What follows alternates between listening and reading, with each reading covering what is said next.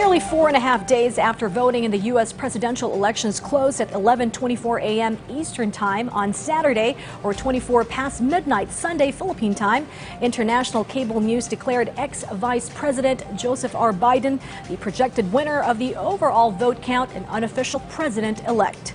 As the oldest president-elect in the annals of U.S. presidential polls, the auspicious occasion marks the first time in U.S. history a female and woman of color at that is voted for the nation's second highest post. Coming at the 100th anniversary, women are allowed to vote in America.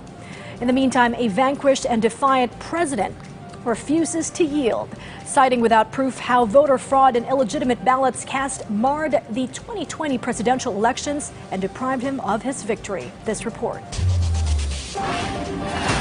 If you want to know someone's heart, you first have to know what breaks it. So says ex-U.S. President George Bush Sr. over the death of a 4-year-old daughter, Robin. And Joseph R. Biden Jr. is no stranger to heartbreak. He lost his first wife and daughter to a car crash on the eve of his swearing in as a senator in 1972, lost his eldest son, Beau, in 2015 to a brain tumor, lost twice in his run for the presidency, and passed over in 2016 for the Democratic standard-bearer choice for Hillary Clinton. And now he is the president-elect, the unofficial 46th president of the world's most powerful nation and greatest democracy, the oldest to be voted for the post, and the second Roman Catholic president-elect after being declared winner on the slimmest of margins. The people of this nation have spoken.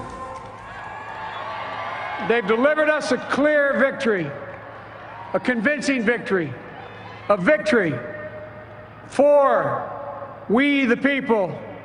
We've won with the most votes ever cast on a presidential ticket in the history of the nation. 74 million. His running mate, former California Attorney General and U.S. Senator Kamala Harris, is the first woman vice president in U.S. history.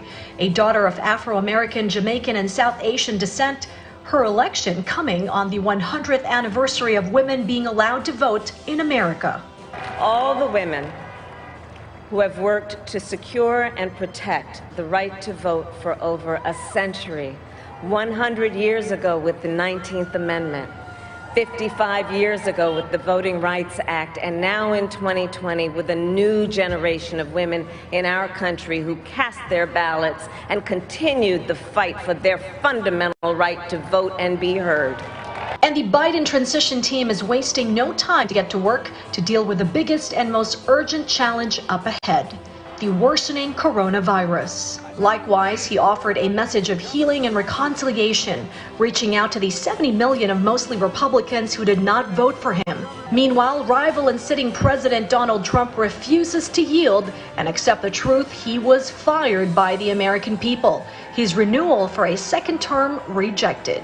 He is all set to begin litigation tomorrow on his grievances and claims of being cheated and defrauded over a sweeping victory by his rival and the Democrats.